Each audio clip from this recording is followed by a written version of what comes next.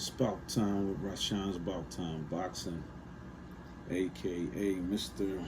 Trill 100 Mil. What's up to my About Time Boxing family and the Trill 100 Mil gang?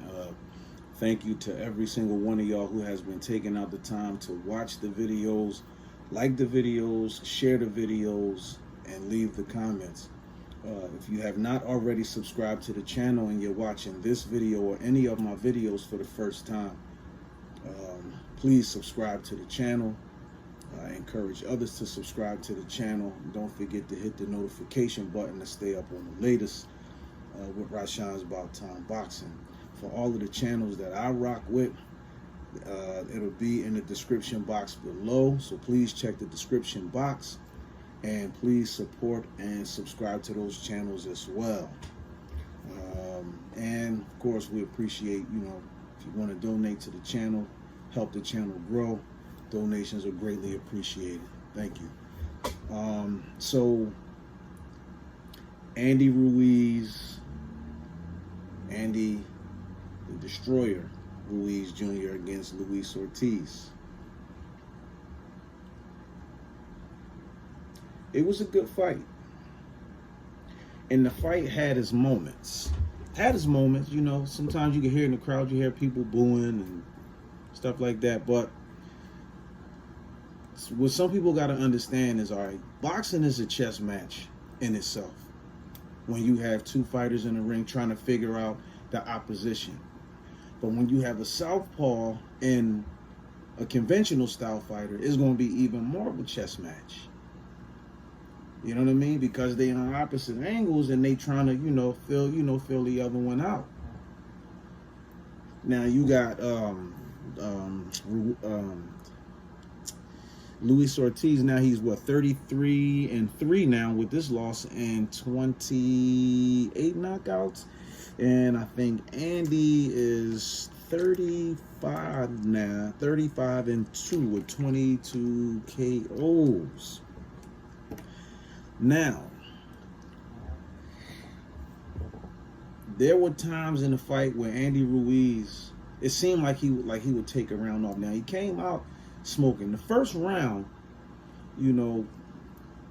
I gave it to Ruiz, but it could have been even because first round's always the filling out round. Ain't too much going on. But then the second round he came out smoking. But that's why I was saying the video that I did leading up to the fight, I said, if the knockout comes, it's going to be based on who beats who to the punch first. You know what I mean? Who can beat who to the punch first and hurt the other one. Right? So second round, Ruiz come out, catches him with that looping, that looping overhand right on top of the head. Boom, put him down. Then he get up, put him down again. So now you got a 10-7 round. Then, of course, he get another knockdown in round 7. But for the life of me, I couldn't understand why neither one of these guys was... Listen, Ortiz didn't try to shoot the left uppercut. And Ruiz didn't try to shoot the right uppercut. And realistically, if y'all for those of y'all who watched the fight, and y'all can, feel free if you agree, disagree, drop the comments in the comment section below. But either way, I want to know y'all thoughts on how y'all felt the fight went. But now, we know, all right, Luis Ortiz, he's 43 years old. He's 43 years old.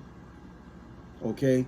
And Andy Ruiz, I think, is 32. I think he's 32 years old. But now, I don't know if a lot of y'all remember that back in I think it was 2014, if I'm not mistaken.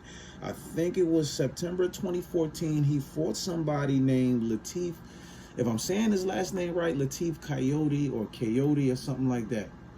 And I think it was a first round TKO, and it was for the WBA. It was for the vacant WBA interim heavyweight title, and Luis Ortiz TKO'd Latif Coyote in the first round, but the decision would later be overturned and be ruled a no contest because Luis Ortiz failed the drug test. He tested positive for anabolic steroids. So they call him King Kong, but it kind of makes you wonder, you know what I mean? If, you know what I mean, you know, but I do believe like his you know, he's 43 years old, so I believe his age and all that played a part, and it's not taking nothing away from Andy Ruiz, because I said it before, Andy Ruiz, you know, is one of my favorite heavyweights. I like him as a fighter. You know, he's extremely skilled.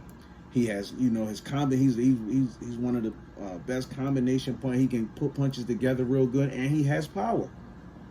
That's why, you know, I felt like that if Ruiz, if he would have, you know, put the pressure on Ortiz, he could have actually stopped Ruiz in this fight.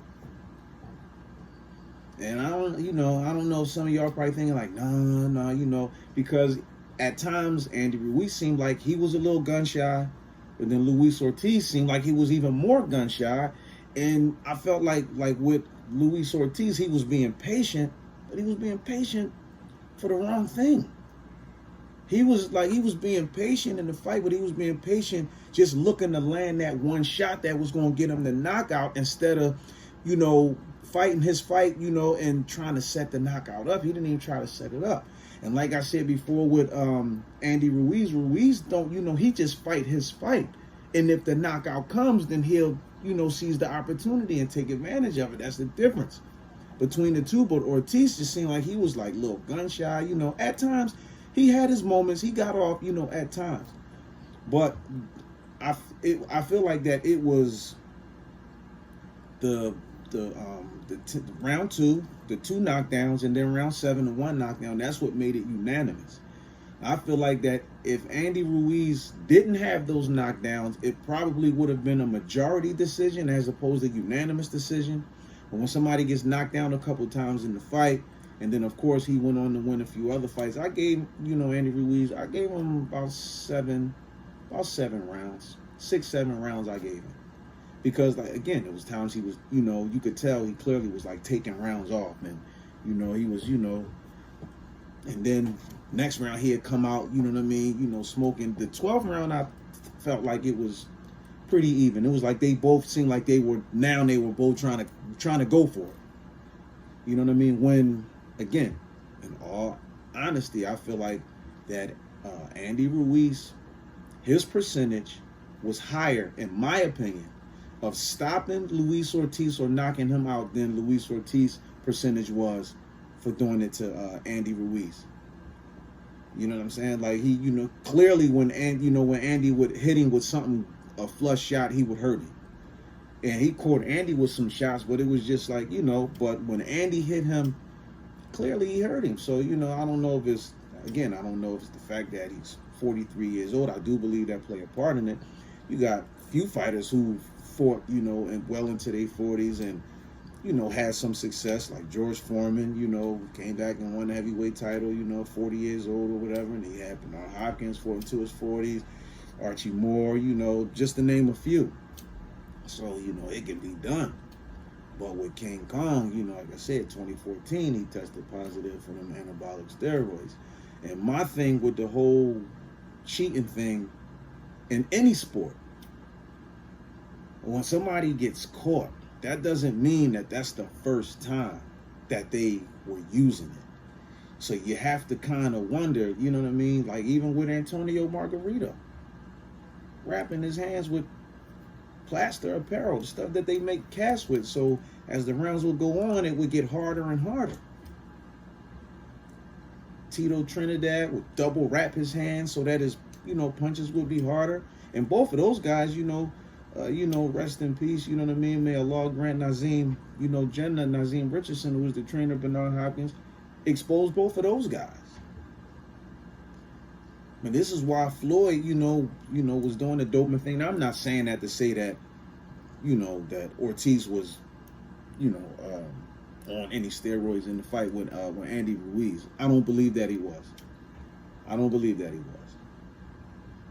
Possible he could have been in this fight against Deontay Wilder, even though, you know, Wilder still, you know, eked it out. But people know, like, you know, you get hit with certain shots and stuff, you know, you can recover kind of fast too when you on performance enhancers. That's one of the, you know, but you know, like I said, I just think that Luis Ortiz, you know, his career is winding down. And I know Deontay Wilder was pulling for Ortiz to win this fight because after he fought Helenius, it was talks of, you know, Deontay Wilder had just threw it out there about, you know, Luis Ortiz and Andy Ruiz fighting, Deontay Wilder and Luis Ortiz fighting a third time. You know what I'm saying? And Deontay Wilder actually even picked Luis Ortiz to win the fight, you know, to beat Andy Ruiz. But in my other video, I said that if the fight went 12 rounds, Andy Ruiz would win it. So my prediction came out. I said if it went 12 rounds, Andy Ruiz would win, and I said if the fight ended by knockout, it would be based on who could beat who to the punch first and hurt the other one. And clearly, Andy Ruiz showed that he could hurt Ortiz in this. He could hurt Ortiz more than Ortiz could hurt him. Because I don't feel like at one time Andy Ruiz was ever hurt in the fight at all. I don't think he was ever hurt in the fight. But clearly, you could see that Luis Ortiz, you know, was hurt, and his left eye was swollen, and I didn't understand why Andy Ruiz didn't even, you know, why he didn't try to capitalize on that, try to take advantage of that. If his eye's swollen, you keep going to that one side and he can't see nothing coming, you know. And again, like I said, neither one of these guys, you know, this is why, you know, I tell people now, like, Gervonta Davis don't get credit for being a good boxer. But one thing Gervonta is not shy about doing is he is not shy about shooting that left uppercut. He will use it. He knocked out Leo Santa Cruz with it. He'll shoot that uppercut. You know what I mean? That's why I'm like, I'm watching the fight and I'm like, wow. How come Andy not trying to throw the right uppercut? How come Ortiz is not trying to, you know, shoot his left uppercut? And I feel like if Andy would have used it in that fight, he could have gotten Luis Ortiz out of there. He could have stopped him. Maybe he could have stopped him between round 6 and, you know, or 5 and 8. He could have stopped him. And I don't know if y'all feel the same, but I don't know. But were y'all watching? You know, for those of y'all who saw the fight, do y'all feel like that Andy Ruiz could have stopped Luis Ortiz if he had pressed it a little more? And I just felt like he just, you know, like he just was backing off and like would take a round off. And of course, and again, like I said, boxing is a chess match anyway when you have two fighters in the ring. But when you got a southpaw and a conventional style fighter, it's going to be even more of a chess match because, you know, setting your shots up take a little more. You know what I mean? You can't just, you know, just go in because you get hit with the punch you don't see coming, and that's the one that puts you down. And when he dropped Ruiz with that overhand, when he dropped Ortiz didn't see it coming. Caught him right on top of his head, boom, and, you know, went down. And it looked like he almost like kind of couldn't respond to the ref. When the referee, you know, was like, "You okay?" He was like, "Yeah." You know, he's like, "All right, step over here." When I seen him move his hand, like, "Step over." So I was like, he didn't get it. But then, you know, the ref had to grab his hands instead of him putting his hands up so the ref could grab his glove. But, you know, like I said, me personally, I just feel like that, you know, if Andy Ruiz would have pressed the action a little more, I just felt like he could have gotten a knockout, you know. But nonetheless, I picked Andy Ruiz to win the fight anyway, you know, and it's not based on, you know, Luis Ortiz age or nothing like that. I picked Andy Ruiz just, you know, purely based on his, you know, his skill set. I just feel like his skill set, even though he's smaller, and being as though he's smaller, he's used to fighting bigger guys, you know, and clearly Luis Ortiz didn't know how to use his size against a smaller guy. You know what I mean? He didn't know how to use his size. You could just tell he didn't know how. You know, he was, you know, flickering his jab, and, you know, but there was no real combination punch in there. You know, it was here and there, but too far few in between, you know, for him. And like I said, you know, Andy Ruiz is used to fighting guys, you know, that's bigger than him, but he's a legitimate heavyweight, and like he said, he would rather be the part as opposed to looking the part. People was telling him how, you know, in his last fight, how he had to be all shredded up, and then he did like shred a lot of weight and started looking, you know what I mean, had a whole different look.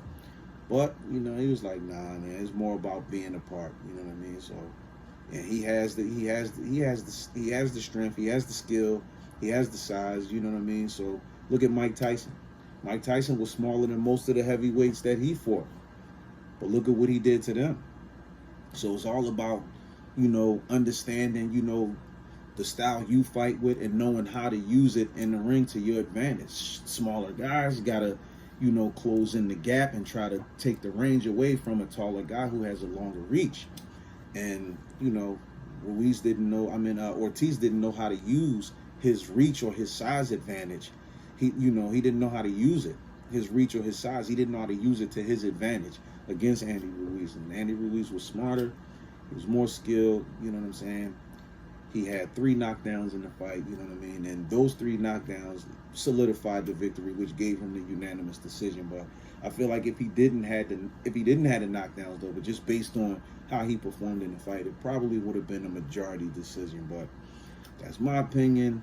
Y'all let me know how y'all feel about the fight and how y'all think the fight went. Please drop the comments in the comment section below. Please like this video, share this video, and please do not forget to hit that subscribe button. Subscribe to the channel. That's all I got for now. Appreciate y'all. Love y'all.